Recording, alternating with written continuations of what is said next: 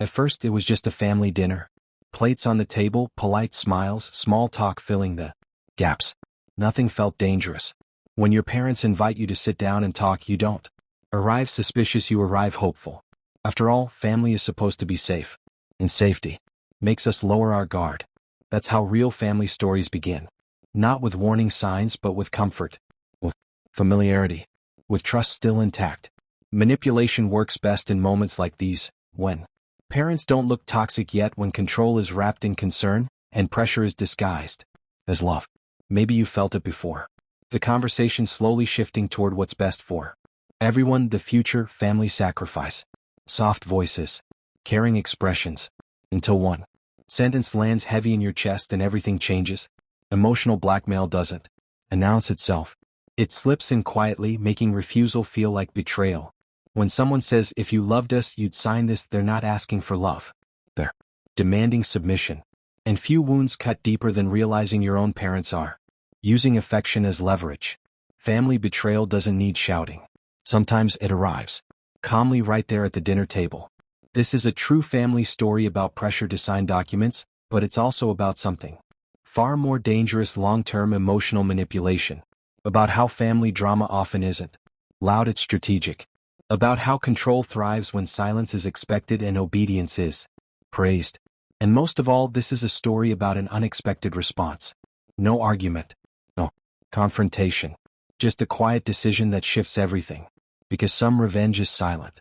Some power reversals happen when everyone believes you gave in, unaware that the real trap has just been set. That's when the shocking twist begins. It starts in the most ordinary way possible. A family dinner, carefully planned. Everyone seated like it's a small ritual of togetherness.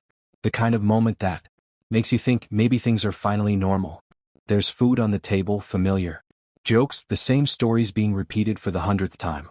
Nothing feels threatening. And that's precisely why your guard is down. Family settings have a way of disarming even the most cautious people.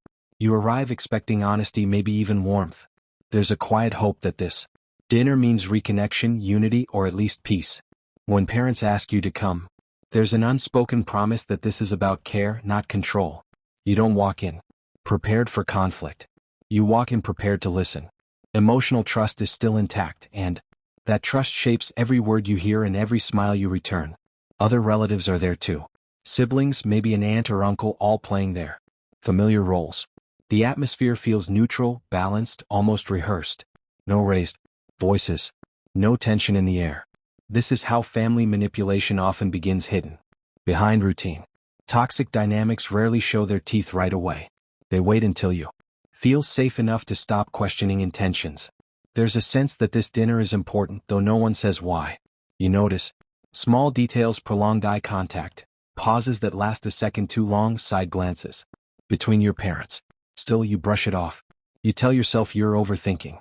After all, it's just dinner. This is how emotional pressure takes root, when intuition whispers but logic convinces you to stay quiet. At this stage, love still feels real. The belief that family wouldn't hurt me on purpose is alive and strong. That belief is powerful. It keeps people compliant, keeps them seated when they should stand up. Many true family dramas begin exactly herein. Moments where loyalty feels automatic and questioning feels almost disrespectful. The conversation stays light on the surface. Topics drift from daily life to vague concerns about the future. Nothing concrete yet. Just enough seriousness to feel mature, responsible. This is where manipulation becomes sophisticated. It doesn't rush. It builds emotional context first, making what comes next feel justified, even reasonable. You're emotionally present, open, and unguarded. That's not weakness, it's humanity. But in families driven by control, openness becomes a vulnerability. The dinner table becomes a stage where roles are already assigned, even if you don't know yours yet. Everyone else seems calm, almost too calm. And as the plates begin to empty and the room grows quieter, there's a subtle shift. The kind you feel before you understand it. A moment where the dinner stops being just a dinner, where something heavier is about to surface. You don't know it yet, but this is the last calm breath before everything changes. The shift doesn't happen loudly. It happens mid-conversation, almost casually. Your parents' tone changes, softer, slower, carefully controlled. What once felt like warmth now feels calculated. This is how family manipulation announces itself, not with anger but with intention. You sense it before you understand it, like the air in the room suddenly getting heavier. They start framing the conversation as concern. We just want what's best for you and for the family. It sounds reasonable, even loving. But something underneath doesn't sit right. Parents like this rarely ask, they prepare. Toxic parents don't rush into demands, they guide you emotionally toward compliance first. Then the sentence lands. Come. Measured. Devastating. If you loved us, you'd sign this. No raised voices. No aggression. Just emotional blackmail wrapped in affection. In that moment, love is no longer a feeling, it's a test. And failing it means being labeled selfish, ungrateful, disloyal. A document appears on the table, placed carefully between plates like it belongs there.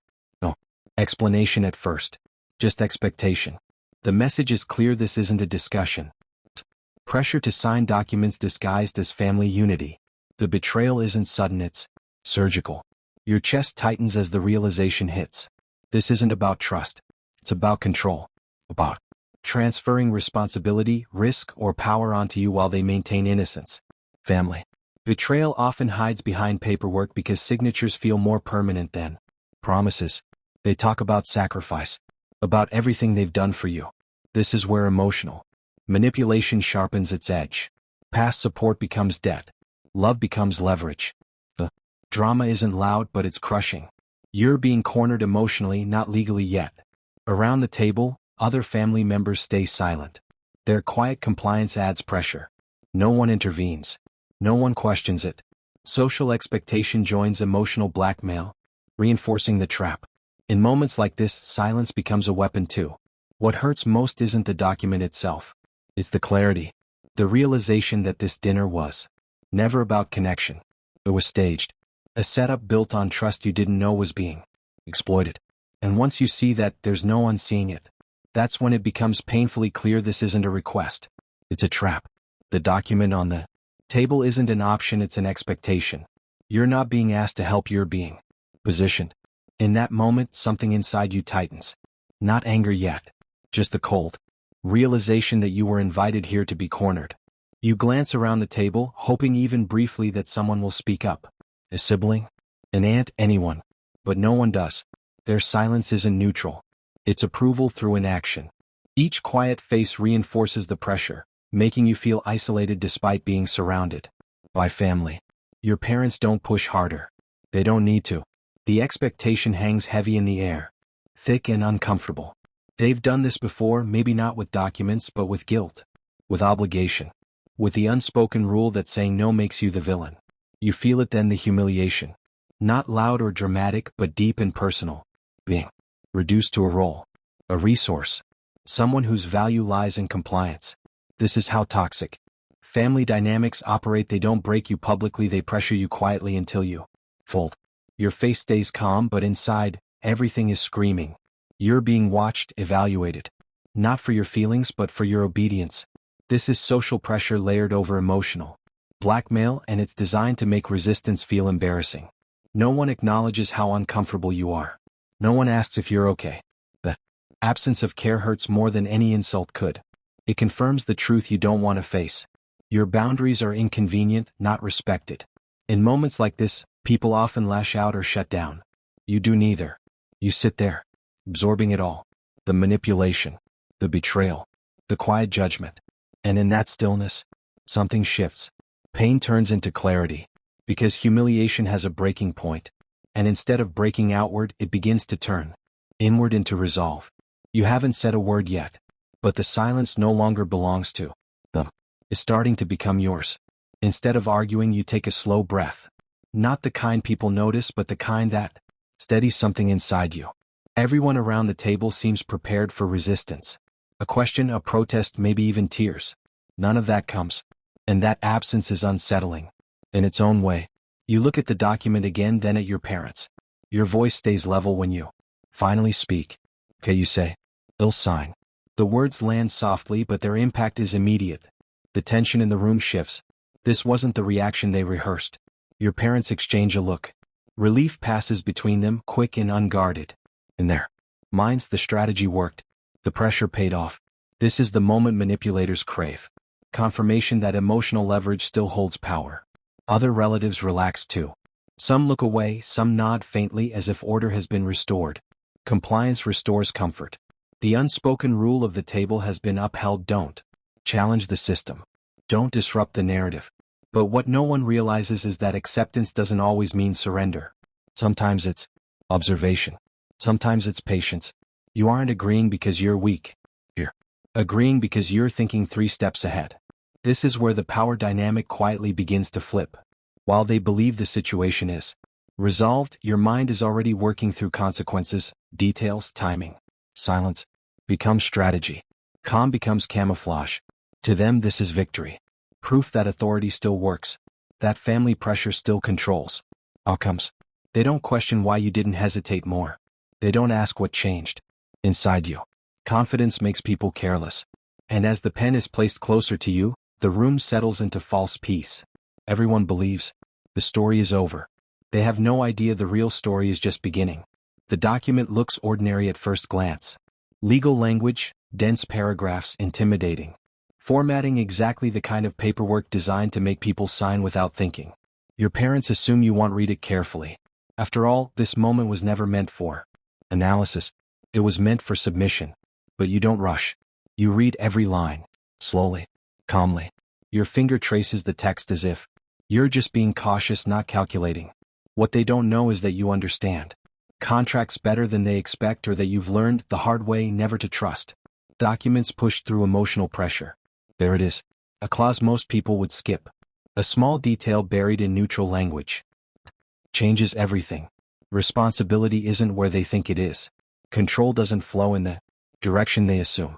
It's subtle, legal, and devastating if you know how to use it. Maybe the clause was already there, overlooked by them. Or maybe it's something you adjust on the spot, legally and carefully. Either way, the document is no longer a weapon against you. It's becoming a shield and soon, a trap. You don't react. No smile. No hesitation. That's the key. Silence protects the move. Emotional people reveal strategy. Calm people conceal it. Your parents mistake your composure for defeat, not realizing it's discipline. When you sign, you do it neatly. No shaking hand. No visible emotion. Just a clean signature, placed exactly where it needs to be. That moment looks insignificant to everyone else, but it's the exact second the power dynamic irreversibly changes. Around the table, no one notices anything unusual. Conversations resume. Glasses clink. The tension dissolves. From the outside, the family appears intact again. Internally, the structure has already shifted. Because the most effective reversals don't announce themselves. They happen quietly, under the cover of compliance. And while your parents believe they secured control, they've just signed themselves into consequences they can't yet see. The truth doesn't come immediately. Days pass, maybe weeks. Life resumes its surface. Level normalcy, and your parents move forward with confidence. They believe the matter is closed. The document is signed. Control is secured. In their minds, the family order has been restored. Then something doesn't go as planned. A call goes unanswered. A request is delayed. Process they expected to move smoothly suddenly stalls. Confusion replaces certainty. They don't panic, yet they assume it's a minor issue, a technical delay. When they finally look closer, the realization hits hard. The document doesn't do what they thought it did. The power they assumed was theirs never actually transferred. Worse, the responsibility they tried to push onto you has legally circled back to them. That's the moment silence turns violent. No yelling. No dramatic confrontation. Just the cold shock of understanding they miscalculated. The signature they demanded didn't trap you. Exposed them. They reread the clauses, searching for a way out. For loopholes. For someone to blame. But the language is clear. Precise. Unforgiving. The legal detail they ignored has now become unavoidable. What terrifies them most isn't the consequence itself, it's the loss of control. The realization that the child they underestimated didn't resist but outplayed them. The obedience was never obedience at all. This is where the power reversal becomes undeniable. The leverage they relied on evaporates. Emotional pressure no longer works. Guilt no longer lands. For the first time, they are reacting instead of directing. And in that quiet, devastating clarity, they understand the truth too late. The dinner wasn't where they won. It was where they lost everything they thought they controlled. Panic doesn't arrive immediately, it creeps in. At first, your parents try to regain control the way they always have. A firm message, a familiar tone of authority. They assume this is still a misunderstanding that can be corrected with pressure. When that doesn't work, they escalate. Calls start coming more frequently. Messages pile. The confidence they once had is gone, replaced by urgency. For the first time, they're reaching out not as leaders of the family but as people who need something. Then come the accusations. They question your intentions, your loyalty, your character. This is the reflex of people who can't accept loss. Manipulators often accuse others of betrayal when their own tactics fail. But accusations don't stick anymore. The emotional hooks that once worked slide off. You're no longer sitting at a dinner table seeking approval. You're standing outside the system they built, watching it collapse under its own weight. When anger fails, desperation follows. The tone changes again. This time it's pleading. They talk about family, about forgiveness, about how this isn't what they meant. The same words once used as weapons now sound hollow. What's striking is how fast the roles reverse. The people who once demanded obedience are now asking for mercy. The ones who use silence to pressure you now fear it. Power has shifted completely. You don't celebrate loudly. There's no dramatic confrontation. Your calm is what unsettles the most. You respond on your terms or not at all. And that restraint becomes the final lesson. Because regret hits hardest when there's no audience. No argument to win. Just the quiet realization that control, once lost, doesn't come back through guilt or fear. There's a moment after everything settles when clarity finally arrives. Not loud, not emotional, just honest. You realize that love never required a signature. Anyone who demands proof of affection in ink was never asking for love, they were asking for control. Families built on manipulation often confuse sacrifice with obligation. They teach that saying, no is selfish and obedience is virtue. But real family doesn't operate on contracts forced through guilt, and real loyalty doesn't come from fear. This story isn't about paperwork. It's about boundaries, about recognizing when emotional pressure crosses into exploitation. When parents become toxic, silence and compliance are no longer peace, they're survival strategies. Sometimes the cleanest way out isn't confrontation. It's strategy. It's understanding the system well enough to step out of it without burning yourself down in the process. Silent revenge isn't about punishment, it's about freedom. Power doesn't always shift through force. Often it shifts through awareness. The moment you stop explaining yourself to people who benefit from misunderstanding you, everything changes. Signing in silence doesn't mean surrendering your voice. It means choosing when and how to use it. Control loses its grip the moment you stop reacting and start deciding. If this story resonated, ask yourself a hard question: where in your life has love been confused with obligation? Where has guilt been mistaken for loyalty? Awareness is always the first step out. Because freedom doesn't always come from walking away loudly. Sometimes it comes from standing still, choosing yourself, and letting the truth reveal itself on its own. If this story resonated with you, take a moment to like the video. It helps these stories reach people who need them.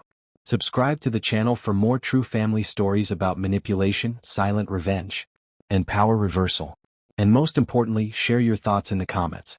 Have you ever been pressured by family to prove your love? How did you handle it? Your voice matters here. You're not alone, and your story might help someone else find clarity too.